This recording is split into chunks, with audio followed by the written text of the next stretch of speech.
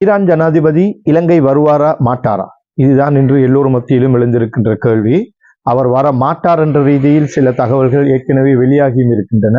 ஆனால் அவர் இலங்கை வருகின்றார் என்ற தகவல் இப்பொழுது ஊர்ஜிதமாகி இருக்கின்றது. இன்று காலை ஈரானில் வெளியாகி இருக்கின்ற தகவல்களின் பிரகாரமும், ஈரானிய செய்தி பத்திரிகைகளின் பிரகாரமும், பாகிஸ்தானில் வெளியாகி இருக்கின்ற சில தகவல்களின் பிரகாரமும் அவர் இலங்கை வருவது ஊர்ஜிதம் செய்யப்பட்டிருக்கின்றது.